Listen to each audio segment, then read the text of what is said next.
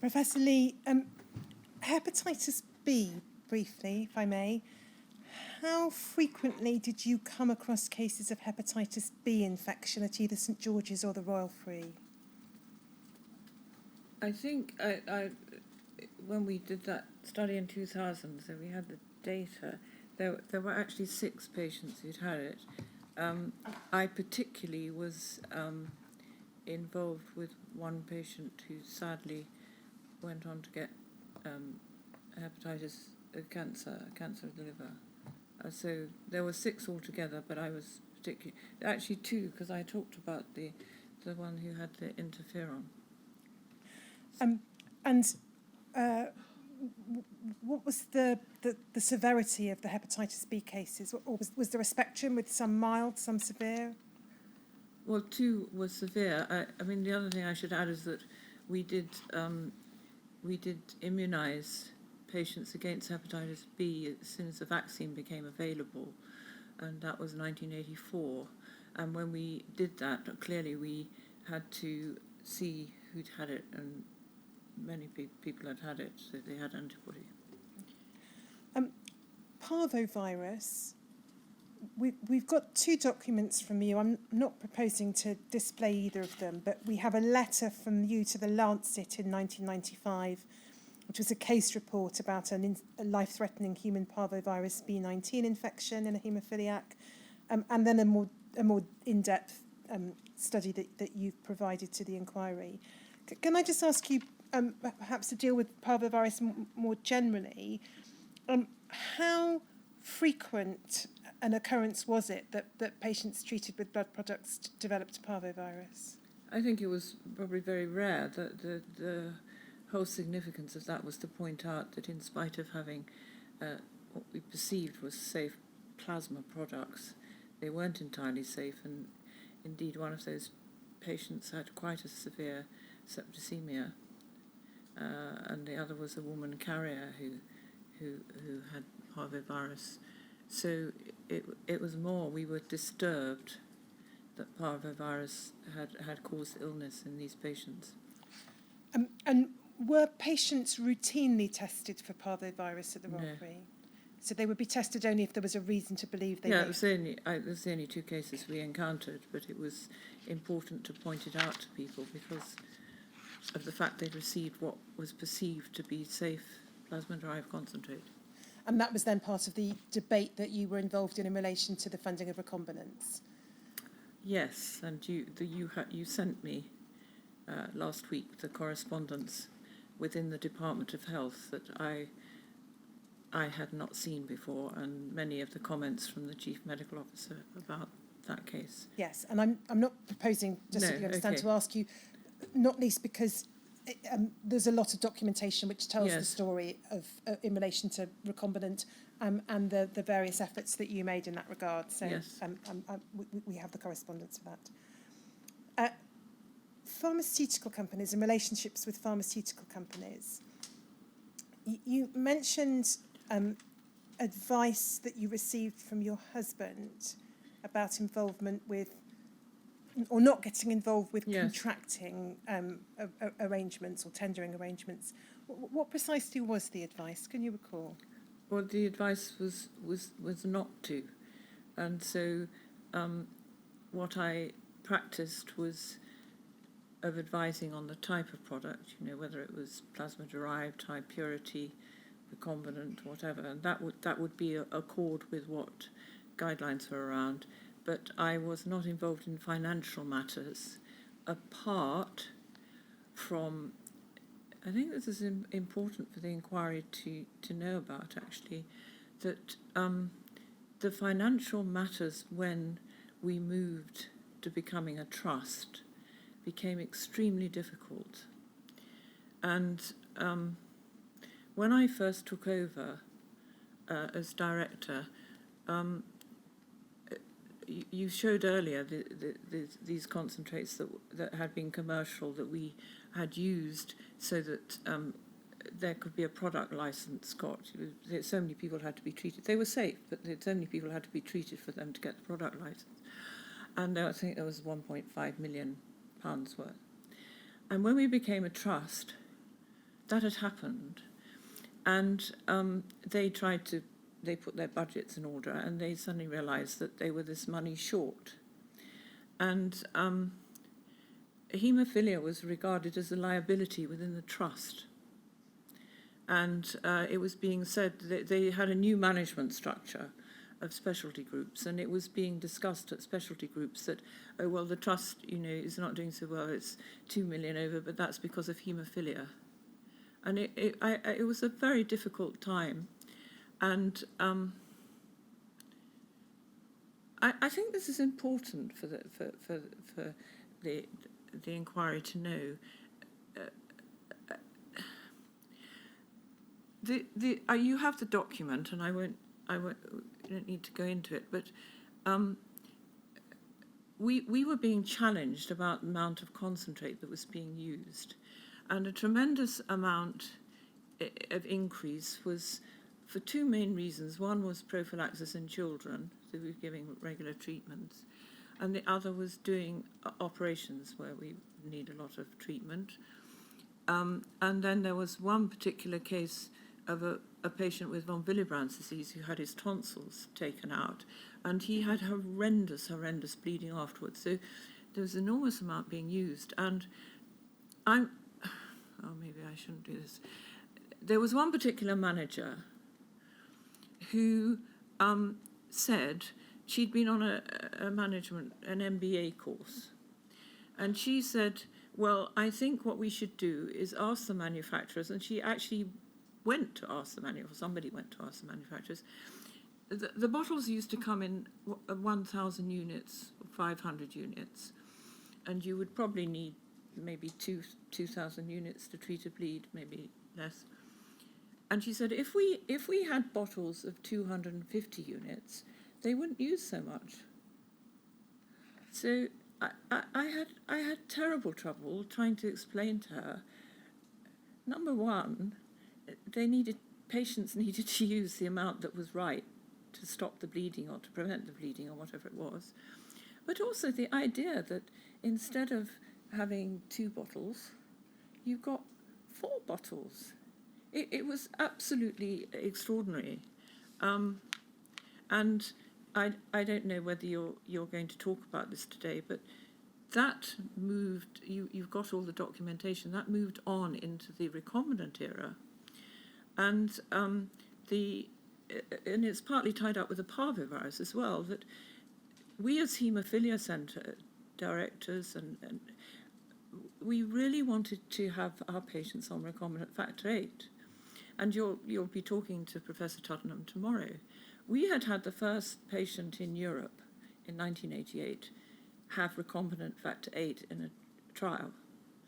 And when the trial finished, it had to be stopped. He had to go back on plasma-derived concentrate. We didn't get the negotiations were going on about recombinant, and we said, well, at least we should have our children on it. And the passing shot of this particular manager, as she left on maternity leave, was no way are those boys going to get recombinant. And in my papers, there is a newspaper article, and there was a child who needed his grommets repaired. And, I had been lobbying the chief executive, explaining about the safety of products, and, we never know, there might be an unknown virus, and I used the parvovirus also as a marker. Anyway, this little boy who was having his grommets done, his mother, who was a very nice, articulate lady, she said to me before he was having it, I assume he's having recombinant. And I said, no, I'm sorry, we're not allowed to treat our children with recombinant. And she naturally was upset about it. And I did something, perhaps I am a little bit indiscreet. I had written a very clear letter to the chief executive explaining why people should have recombinant, and in particular children should have recombinant. And I said, well, look, this is a letter I sent to our chief executive to inform her. And she said to me, what do you want to do about it? And I said, I don't mind what you do about it. But I just wanted to explain that I wanted this child to have the right treatment. Anyway, I was actually away at a meeting at the time that it struck, but this lady had a friend who was a journalist on The Independent, and she showed her the letter. And there was this double spread in The Independent with photographs of the child and the mother. And actually it was, sometimes journalists don't write well, but it was a very good article about the problem with many quotations from my letter. Now, it didn't do me much good, but I'm pleased to say that overnight a decision was made to let the children have recombinant. You've said in your statement that you personally received no money directly from any pharmaceutical companies. Did the Haemophilia Centre receive funding from pharmaceutical companies from time to time? Yes, I think we had a charitable trust, as I told you, called the Catherine Dormandy Trust. And particularly when we were building the extension, which was opened in 1994, we needed, it sounds extraordinary, but it was only cost $500,000 then, but we were fundraising for it. And I think pharmaceutical companies paid into the Catherine Dormandy Trust for that. And if we did trials, for example, I know in detail about the first cogenate trial of recombinant. There would be a medical advisory board, an international medical advisory board, and I was on that. I didn't receive specific payment, but clearly, there was mostly the meetings were in the United States, so they would pay the airfare. And I think, and maybe Professor Tottenham can talk about this more. As we were moving forward with the Catherine Dormandy Trust, he became the chairperson of it. He left the Royal Free in 1986, and he went to set up his MRC research unit at the Royal Postgraduate Medical School. But he came in as a chairman of the Catherine Dormandy Trust, as somebody who knows about haemophilia, if you like, was sort of objective, away from what was going on. And so they moved into a process of trying to raise money for gene therapy, which eventually was developed at the Free and jointly with UCH. And I think there were commercial monies that went into the KD Trust to help support research people. So I'll ask Professor Tottenham about that then. In terms of your own practice, did any pharmaceutical companies ever suggest to you that you should use specific products for specific cohorts of patients or try and influence your clinical decisions? No. And did pharmaceutical companies ever request you to provide particular data or information to them about patients? Well, I suppose in the context of the not to patients, but certainly in the context of the cogenate study, I was asked to lecture in Greece, and I was also, and that was, I think, a meeting that was sponsored by the manufacturers of the recombinant product. I wanted to ask you, in terms of your research, just about the study that you've referred to a number of times in your evidence, but we've not looked at in detail. It's PRSC 00034439. So this is your 1985 paper with Dr Kernoff high risk of non-A, non-B hepatitis after first exposure. And I just have a handful of questions relating to that study.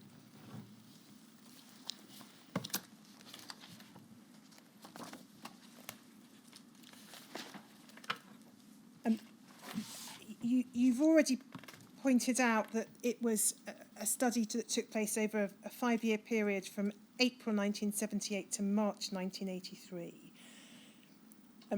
So I'm not going to ask you, I'm going to try not to ask you in any event questions about how it was set up, because you weren't obviously there in 1978. But do I take it from the fact, well, your name appears second on the list of authors?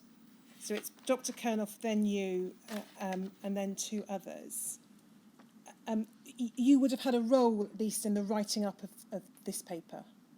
Yes, when I went there in 83, I was handed a graph paper strip about this long. And what Dr Kernoff had done from the time he became appointed in 1978, because he'd come from Oxford, where he realised about hepatitis, every time any patient needed treatment for the first time, he wrote down their name, what was the problem, and what they had. So I was handed this sort of long scroll, and what I did was go to the notes and find out, who they were, what they presented with, look at all their liver enzymes, and try and work out whether they were symptomatic when they had this treatment, and to try and work out, you could work out the incubation period from when you got the peak of the transaminases. And that's the information that is in the table,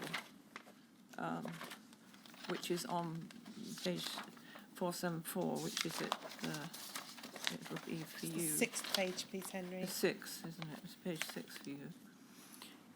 All that information on the table, it's got the concentrate they had, the batch, the dose, and then this previous exposure, the significance of previous exposure is the previous exposure in cryoprecipitate.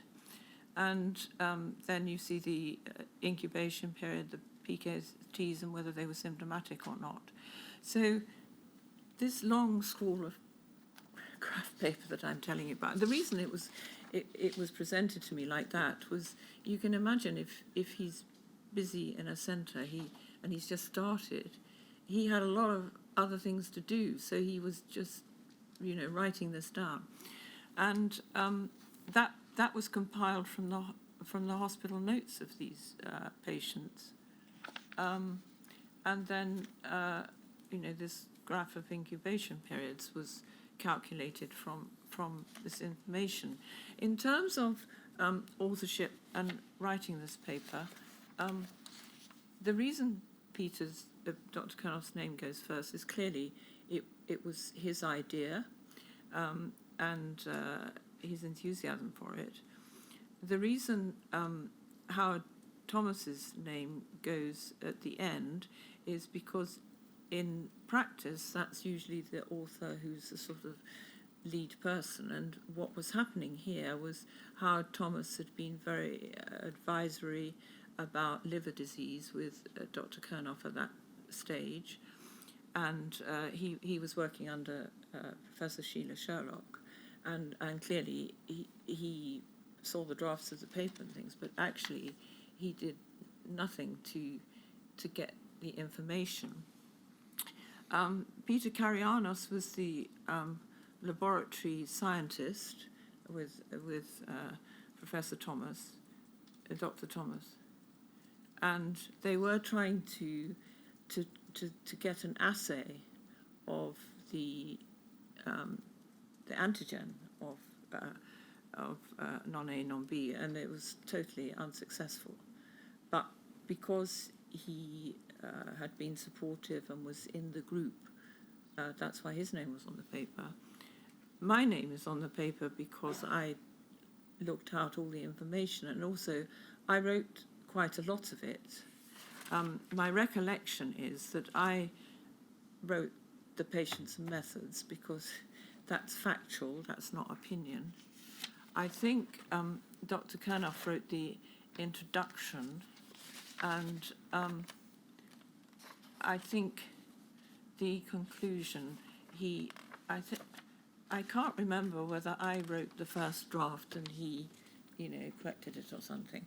And of course, I would have researched the references, which was not. It was quite a difficult task in those days, as you know, getting the precise title, the page number, the volume, all the rest of it. You had to go to the library and look it all up and everything. The bit I want to ask you about particularly is under patients and methods. So I'm hoping you can help. It's really just some factual questions. So if we go to page 2, please, Henry, it's page 470 if you have the paper copy. And we go towards the bottom of the page, patients and methods. We just enlarge that so people can see. So it describes 58 patients receiving 60 first exposures. Not quite sure I follow that, but I don't think that matters.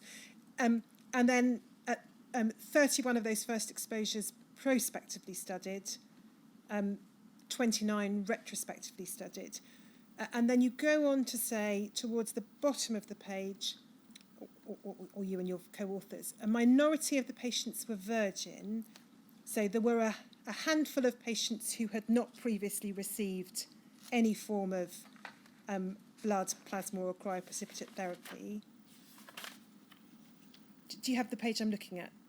No, I'm fine. And then most of them needed infrequent treatment. That would tend to suggest, would it, that they were predominantly not severe haemophiliacs, but non-severe? Yes, I was just looking if in this table somewhere it describes who they were. But I thought it was in this table. Hang on a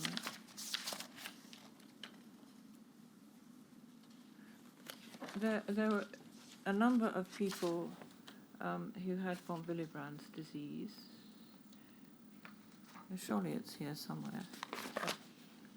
Yes, if you go to the next page, so it's page 471 or page 3, please, Henry. Yeah, here we are. Here we go. So 13 had haemophilia A, 4 had haemophilia B, 10 had von Willebrand's disease, 3 were female carriers, and the 3 female carriers, 2 carried haemophilia A and 1 carried haemophilia B.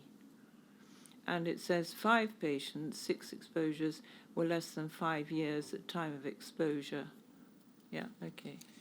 And then of the patients with haemophilia A or B, 7 were classed as haematologically severely affected. Yes, and I would think the most likelihood is, I can't remember now, but it's most likely they were the children. Those who were severely affected. Yes, because the adult patients who were severely affected most likely would not, well, they certainly would not be untreated, virgin patients. Okay. I don't, the term virgin is awful, and I make apologies for that. It was the convention at that time to call people virgin patients. Unfortunately, the North Americans found it wrong, which I think is right. It was wrong, and so it was changed to previously untreated patients, which I think is rather a more respectful way of talking about patients. And then just in this same paragraph, it says in the last 2 sentences, duration and dosage of therapy and choice of therapeutic product were influenced by clinical circumstances, local availability of products and departmental policies which operated at the time treatment was given. What's meant there by clinical circumstances? Are you able to cast any further light on that? I think the nature of the bleeding episode, whatever it was. I mean, I because I had a Rule 9 request. I know certainly. I think 3 people had von Willebrand's disease, and there was epistaxis. I thought that the clinical thing was listed here, but I can't see it at the moment. So that's what it means, is what was their bleeding? Why did they need to have this treatment? Okay. Then local availability of products, I think is probably self-explanatory. Departmental policies which operated at the time treatment was given, that was going to presumably predate your arrival. Yeah, I've asked you already about what you're able to assist with in terms of policies. Yeah, I mean, it's what you've been discussing about Dr Kernoff and what he was using. I mean, this was these patients were being treated from the time he started in 78 through that time. And then it says, and again, it was really whether you can throw any light on this, it then says these policies changed over the period of the study as it became appreciated that the risk of non-A, non-B hepatitis after concentrate therapy was very high. Well, I think that possibly relates, I don't know, because it wouldn't have DDAVP in it. I don't know what specifically that's referring to. It may, I don't know. And in terms of the products that were used for the purposes of this, we can see those, can we, from your table on page 474? Yes.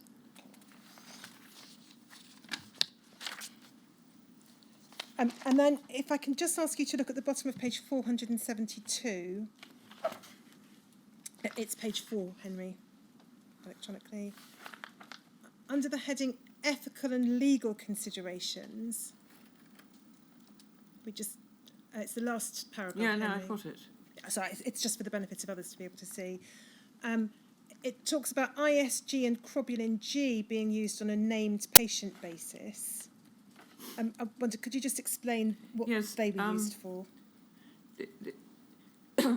This was the only part of the study that needed ethical approval because it involved giving a product immunoglobulin, and the idea was to try and see if you gave immunoglobulin, whether it would protect against non-A, non-B. It's a bit akin to the COVID-19 patients, and indeed Donald Trump, I think, having antibody given. And because it was a commercial product and it was done in the context of a study, it had to have ethical approval. This was completed before, the accrual of the information was completed before I started. And as it happens, one person did not get non-A, non-B. But it was only five out of 5 people, so whether that was significant or not, I don't know. And that's, I think it's shown in the table. There's a, yeah, the cross in the table Page 6, Henry. it indicates the ones that had the immunoglobulin, and you see this person with factor 9 deficiency. I have a feeling it was a carrier, actually, with factor 9 deficiency. It was NHS factor 9 deficiency, did not get non-A, non-B. And I think in the paper we speculate why that might have been, or why it... And so if we just go back to the bottom of page 472, sorry, Henry, back to the bottom of page 4, what's said there under ethical and legal considerations about information to patients and ethical committee approval, do I understand that that relates solely to the use of the ISG and the cryoblin G? Yes.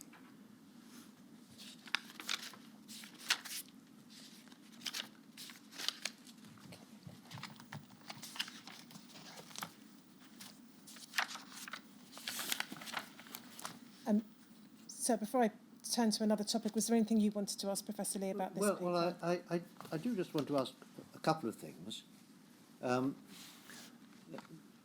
If I can just go back to the point which raised your own eyebrows, Ms. Richards. At the very start, under patients and methods, Yes.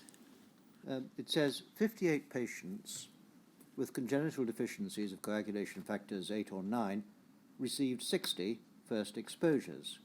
Now, am I right or wrong in thinking that first exposure generally in this paper meant first exposure to concentrate? Or did it mean first exposure to I any think treatment? I agree. It's rather confusing. I think possibly it refers to the two. No, I don't know. I'm sorry. It's a bit pathetic, isn't it? But Well, there may be some help. If you go back to the table at 474, yes. one of the curiosities, if you look at the numbers which go down from 1 to 30, 16 appears twice, between 24 and 25, and in its normal numerical order. And it may well be the same person, a baby or infant, at 19 months and at 27 months. I don't know, but it's the same patient number. I'm lost. I'm sorry. Oh, I see. Okay. I know. Does that help? Yes, it does. I think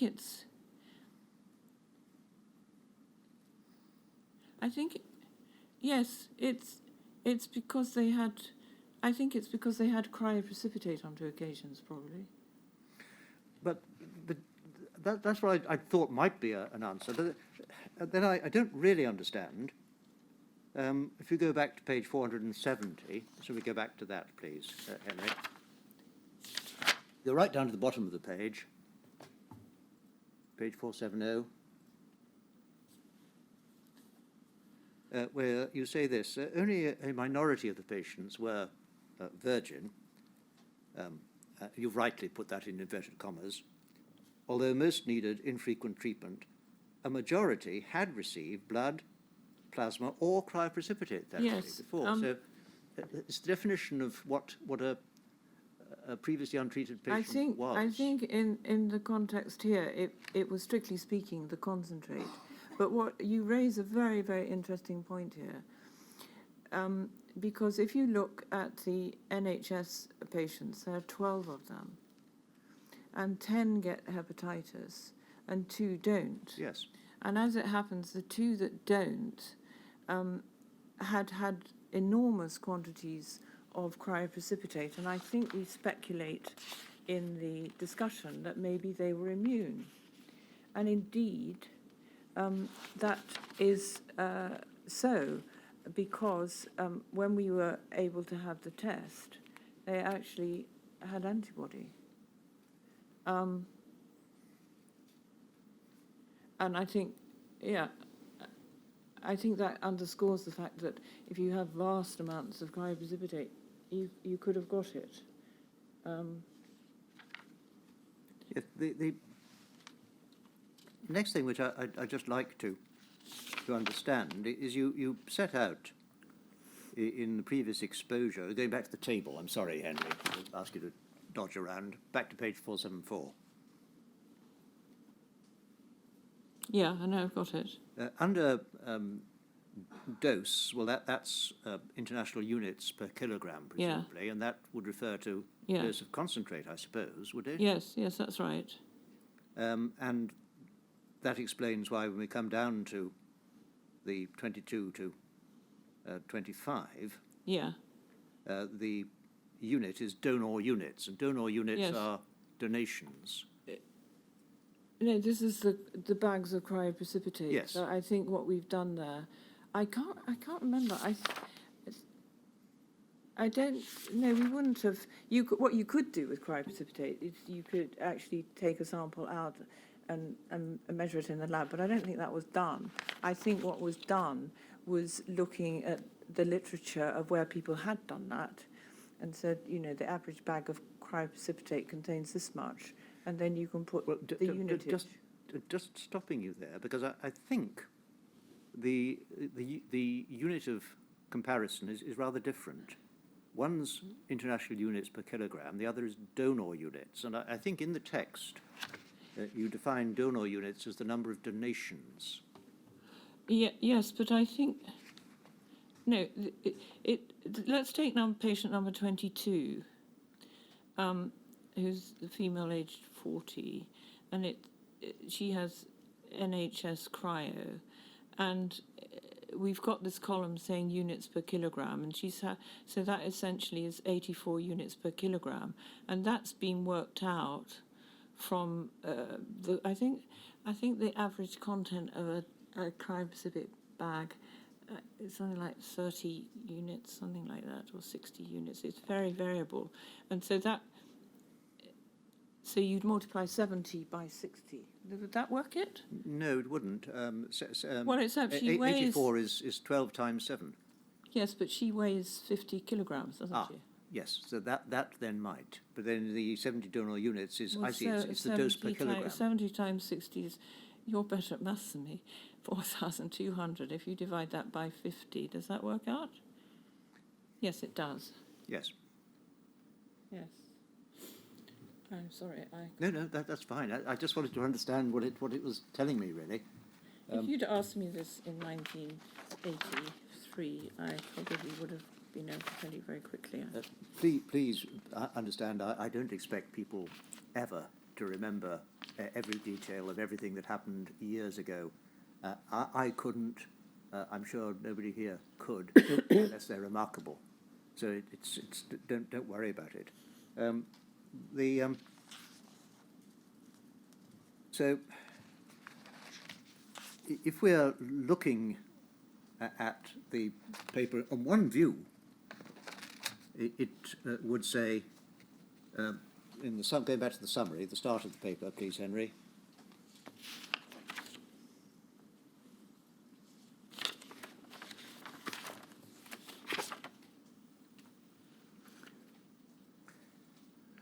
There are 21 patients who had factor VIII concentrate. It's describing 9 out of 9 British patients treated with USA commercial products developed non-A, non-B, and 10 out of 12, that's 85%, treated with NHS products developed NA and B. So that could be read as suggesting that the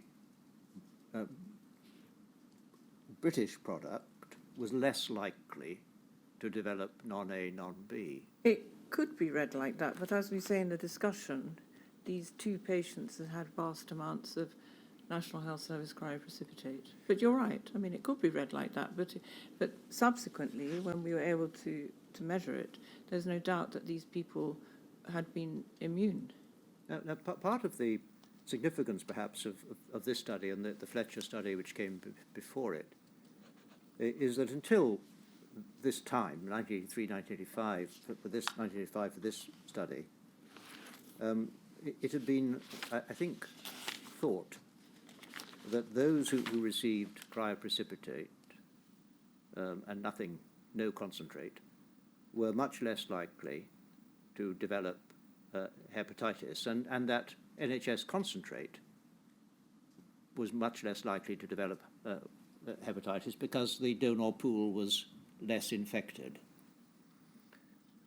And you are showing, I think, you say that... No, the data at the time, which came out of blood transfusion data in a cardiac surgery unit, I think, in Scotland, was that the infection rate of hepatitis C, or the transmission rate, was 1 in 300 of the population.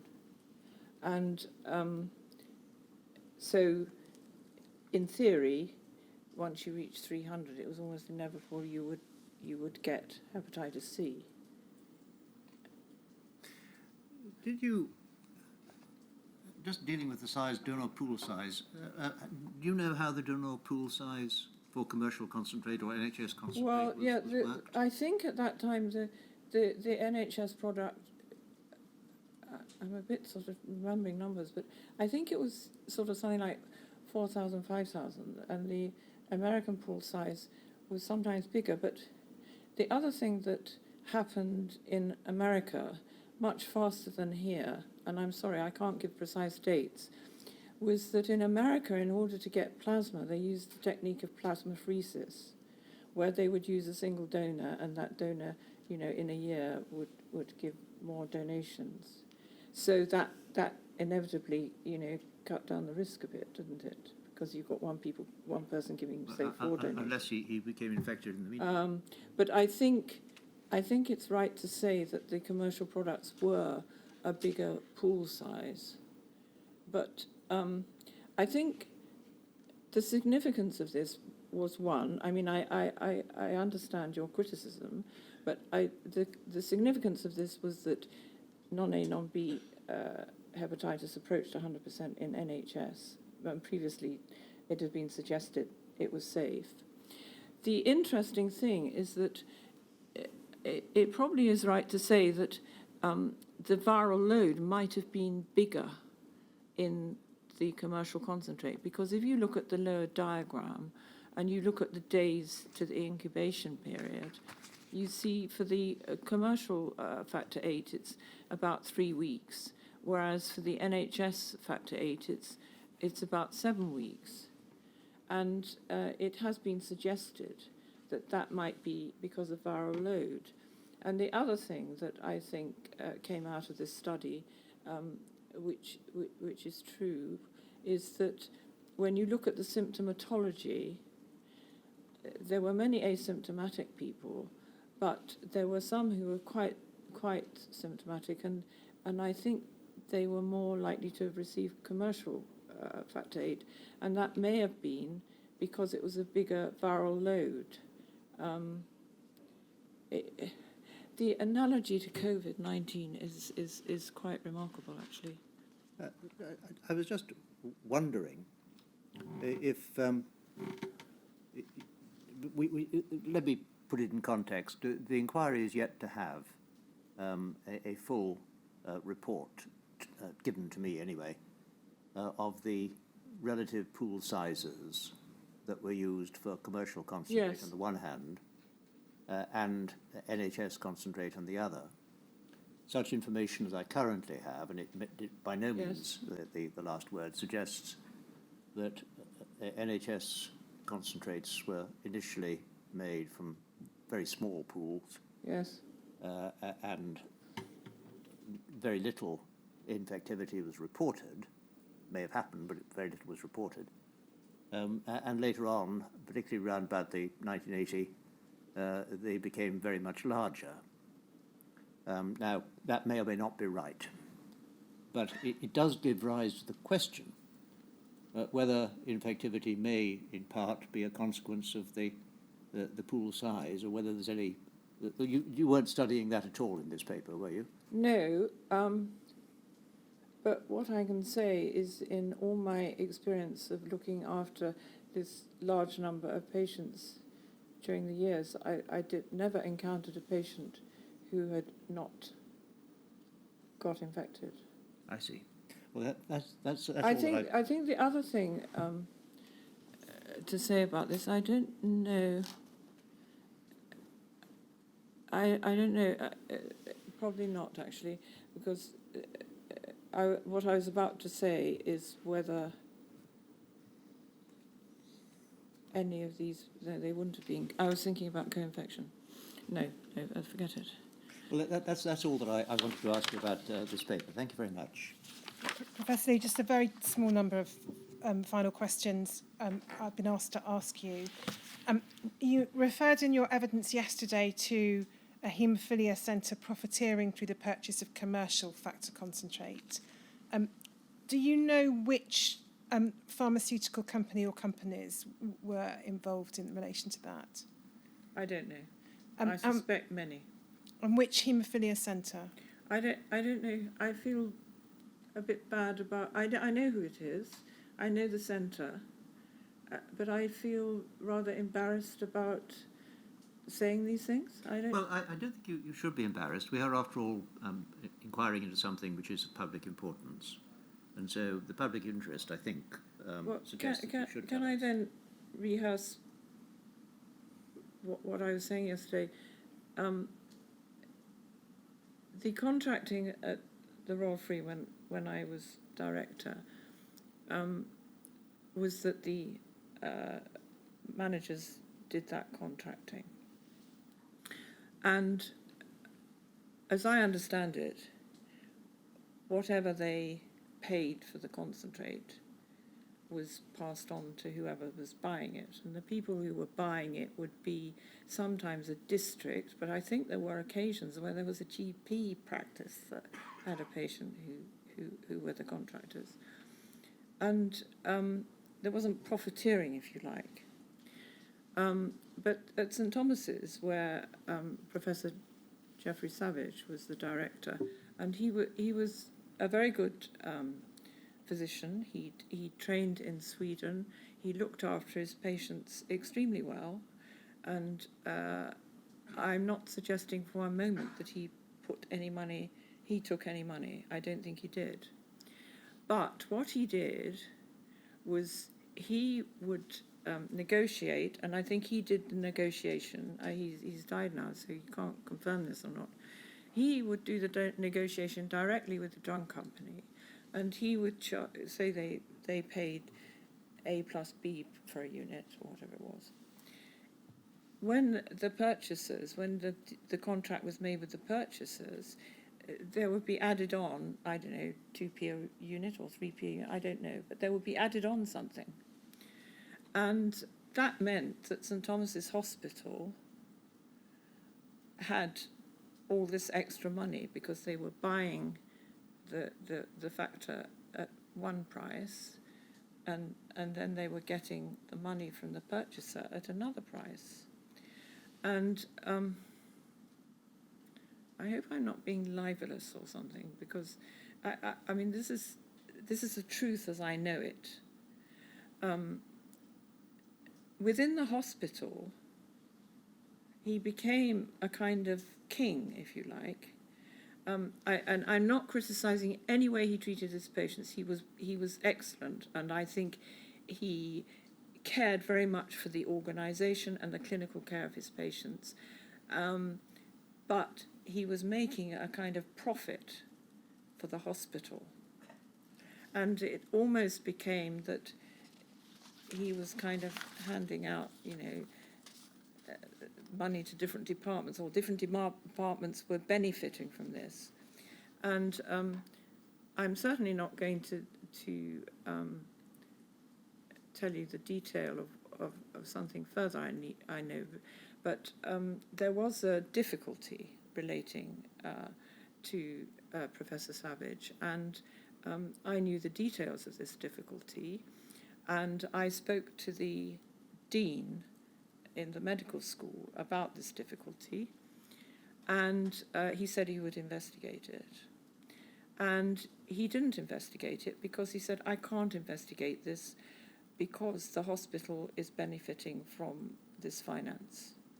But again, I would say again that Professor Savage, I don't think was benefiting himself. He was benefiting the hospital, and I think also it benefited his centre. His centre was very nice. But it wasn't the right thing to do, I don't think. But it was a consequence of this change in contracting. And it was this change in contracting that, in the end, compelled me to start looking at the economics of all this, because it seemed wrong that the Royal Free was a wonderful hospital, and it has got this wonderful haemophilia centre who were very expensive. And, they needed this expensive treatment, but 1/10 of the haemophilia treatment of the UK was having to be provided by the Royal Free in this purchaser-provider contract. And in that leader that I wrote for the BMJ, I was saying, look, there needs to be some kind of national thing here. And I think I haven't really kept up with what's happening now, but I think that has largely happened. It's the problem of a very expensive specialty, which is of low volume. So that there's, I hope, no great mystery about these matters. The difficulty you refer to about Dr. Savage, Professor Savage, was not connected to his care of patients. No, it has nothing to do with haemophilia. Well, it kind of was, but it wasn't. I'm not proposing at the moment to ask you any more about that. Indeed, I think, I don't know if there are other centres that's how the money was managed. Again, arising out of some evidence you've given either yesterday or today, you talked about the convenience and practical advantages of concentrate over cryo. I'm not asking you to go over that again. But you talked about how the patients wanted concentrates for that reason. As far as you know, from your own direct personal knowledge only, was any patient actually presented with that choice at the Royal Free in the first half of the 80s? Know. And then we talked about the storage of samples of serum. I don't need to ask you about that again. Was there ever any storage, to your knowledge or under your directorship, of any other tissue samples from haemophiliac patients post-mortem? Yes, the only thing I'm particularly aware of, post-mortem samples were stored anyway. Biopsy specimens were stored, and I think it wasn't until the Alder-Hay problem that these all had to be destroyed. In 1998, we did a study jointly with Edinburgh and Oxford and the CJD unit in Edinburgh, because there was a big worry and concern as to whether patients with haemophilia were going to get variant CJD. And what we did, we knew that we had a group of patients between these three centres who had had nothing but NHS concentrate for the years. You know, the BSE came into cows in 80, and the idea was that people ate the meat and they were blood donors and contributed to the concentrate, which then went into people with haemophilia. And it was really a big concern. So we identified a number of patients, and I was going to send the paper, and I never got around to it. It's here, that I will do it after the inquiry. And this is before 1998, so it's in 2000, it's before the Data Protection Act. And there were specimens from the brains of people who had died. And they were looked at in the New Variant CJD Centre in Edinburgh, and there was no prion agent, and this was very reassuring. The only evidence that there has been transmission is that there was a post-mortem done in Oxford much later, I think 2003, for other reasons in a patient who had haemophilia, and a prion agent was found in the spleen. That's the background to that, and now I will send the paper. Thank you. There's just one further matter. I wanted to ask you about two comments that you made. Again, I've been asked to ask this question, Professor Lee, and I'm sure you'll understand why. Could we have up on screen, first of all, Henry, JEVA 609?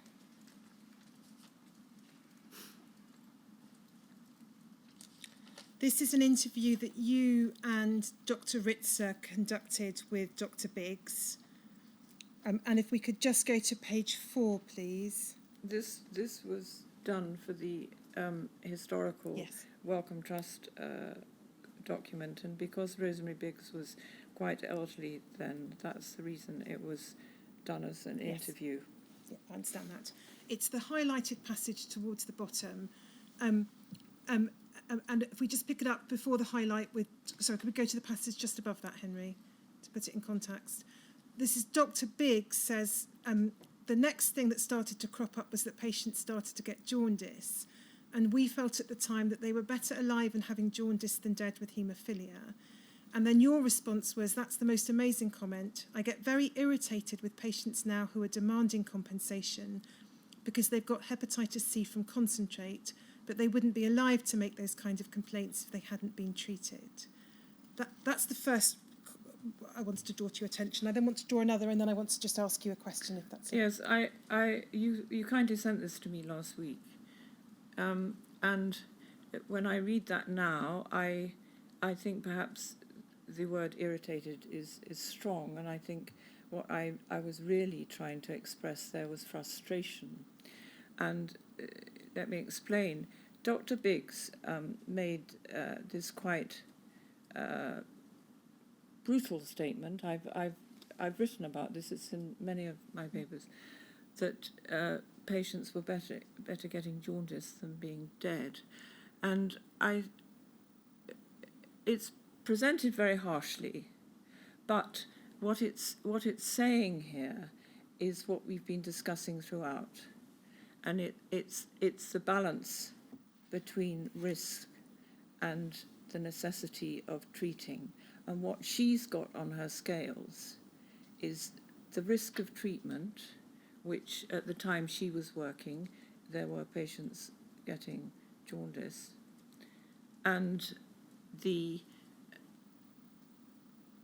if you don't give the treatment, is the possibility of dying. And I would take you back to the fact that in 1937, the life expectancy was 20 years.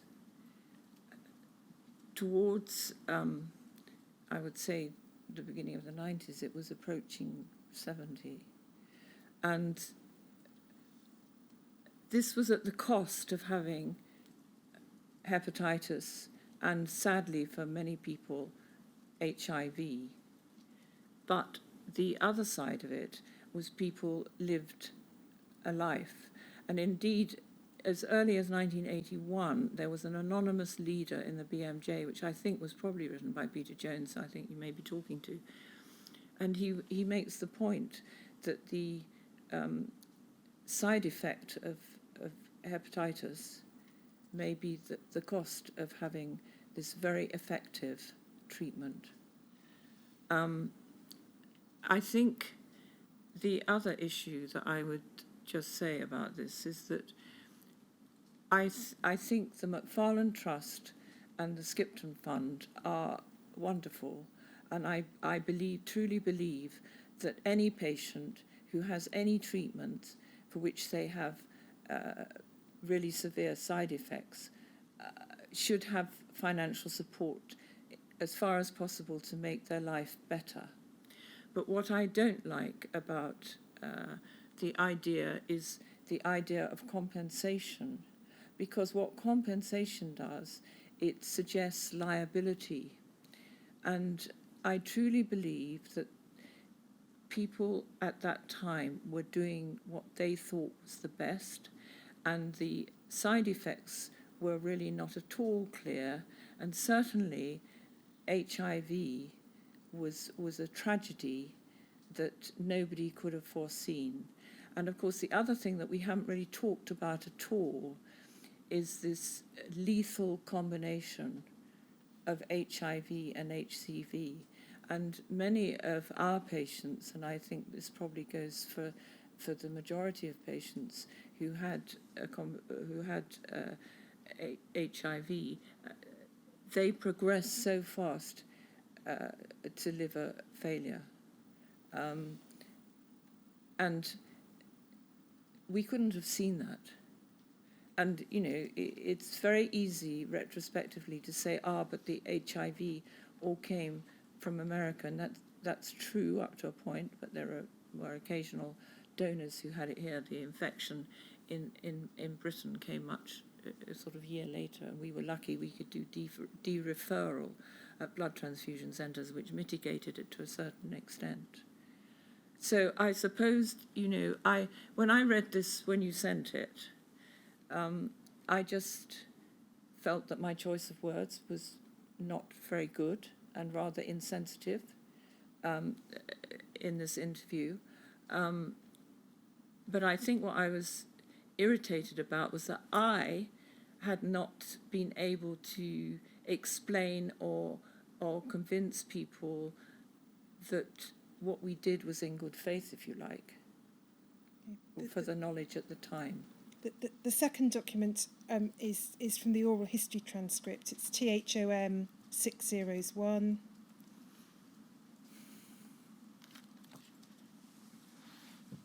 If we go to page 35, please, Henry. And if we go to the bottom half of the page, so it's about 10 lines down from what we can see on the screen. You say this, and in the context of today, you know, there are 1 or 2 haemophilia patients who are really driving. They want compensation, and their argument is that Britain didn't get self-sufficient. Well, that is an argument, we didn't get self-sufficient, but on the other hand, they were in the period that, well, self-sufficiency would not have done anything about hepatitis. From the point of view of HIV, the fractionation and the ability to provide enough was just not there, and the patients were actually champing at the bit, you know, they wanted it, they wanted to have regular treatment, they wanted to be able to have their operations, and that's kind of forgotten. You know, you may be able to blame America for HIV, you certainly can't blame it for hepatitis, and personally, but, you know, maybe I would say that, wouldn't I? And then you say this, Professor Lee, personally, I don't think that faults can be attributed. And you know, that recent inquiry in Scotland, the Archer inquiry, fortunately did kind of sort of come to that conclusion, but it kind of rumbles on. I mean, cynically, I think the patients, the few patients driving this, are probably after money, actually. There was quite a big payout, not payout, but there is a fund. I've forgotten the name of it for a minute, for hepatitis. That's obviously Skipton, and it's done on health grounds and also on whether you've got families and dependents.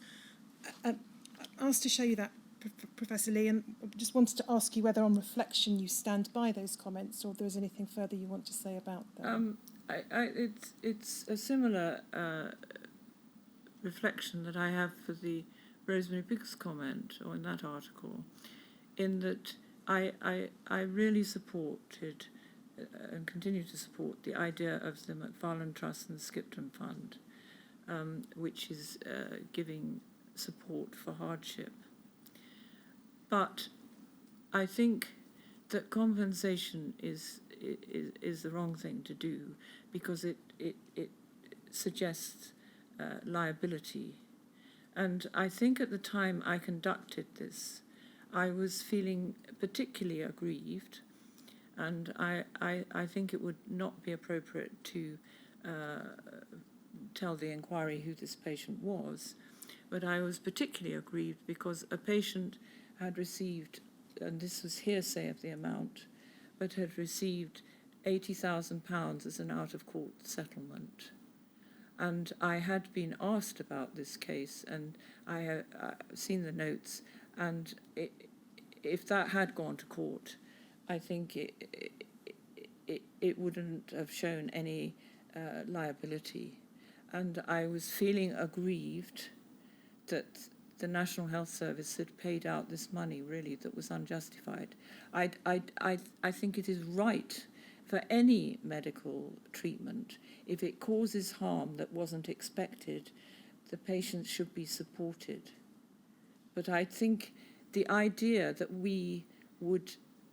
anyone who is a decent person would give somebody some treatment that they knew would cause harm is frankly ridiculous, and it's actually quite hurtful for those people, those many people who care for patients.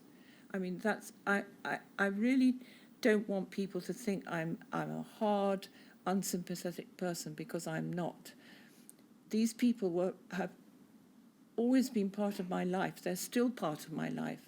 I sometimes see them. I've got an ornament of a Greek student who died on my shelf. Every day I see that, and I see this man. It was the saddest tragedy of all.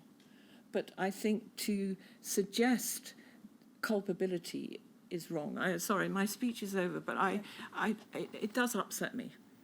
Professor, I've been one of my Rule 9 things that said I killed somebody, and that is, it is so hurtful. And then I think, well, I'm pathetic. These patients have got far more problems than me. Why should I feel pathetic about that? But I do. I feel totally hurt. Professor Lee, those are the questions I have for you. Sarah, are there any questions that you have? No, I don't, thanks. I've asked all that I've needed to, and you've answered the others, what you've been saying. Is there anything else, Professor Lee, that you wanted to add? Yeah, I would just like to say something. We've talked a lot about risk and, whether treatment was necessary. But one of the things I was thinking a lot about last night is one of the things treatment has done for a lot of patients is to give them some better quality of life.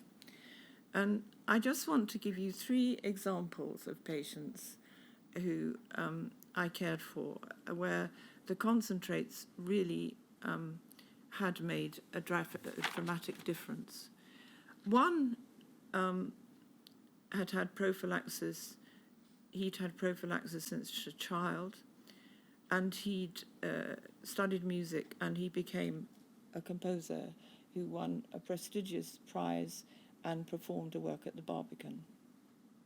Somebody with severe haemophilia, and that is just amazing. And another patient, when our orthopedic surgeon was able to he did double knee replacements because there was less concentrate, and also the patients actually said that it was less frightening having 1 operation than 2.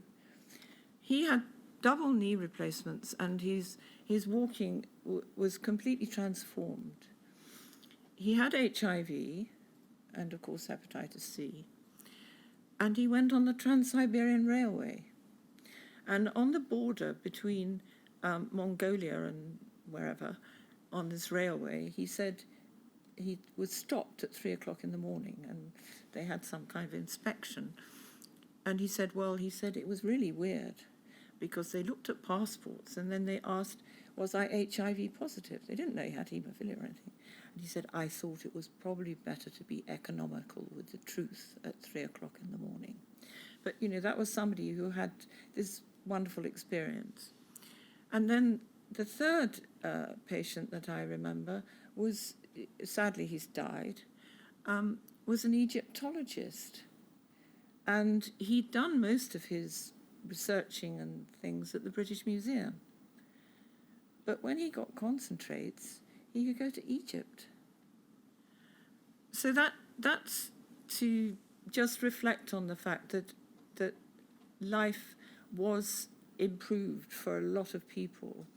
And my personal first memory of haemophilia was when I was doing orthopedics in Oxford, and there was this ward of little boys with joints strung up to all sorts of things. So, treatment has been good despite these terrible side effects. And the last thing I really want to say is I want to pay tribute to Dr. Kernoff. It's very difficult. He left treatment as a doctor when he was 40 years old, I think, with this heart attack. He was the most amazing organizer, and he cared for his patients, and he set up a very good centre, which I was lucky enough to inherit. And I just think that he just needs to be remembered. I think that's enough. Thank you, Professor Lee. Sir. Well, it remains for me to thank you, Professor, for coming to give your evidence. You've given us a much greater understanding of what life was like at the Royal Free, in particular, when you were there, and what it was like to practice as a researcher and as a clinician during the late 70s and through the 80s and since. And you'll understand, I know you understand, how important it was that we hear from someone with that experience in your position. And I particularly like to thank you because it's common knowledge that concern about the virus, as we might now call it, COVID, has been heightening, particularly in London, and it makes it all the more. It makes me all the more grateful that you were able to come in person, as I would want you to, but you did, and so thank you for that.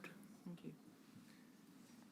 So tomorrow we have Professor Tuddenham, so we continue with the Royal Free, 10 o'clock tomorrow, and Professor Tuddenham's also here in person. So 10 o'clock. 10 o'clock tomorrow.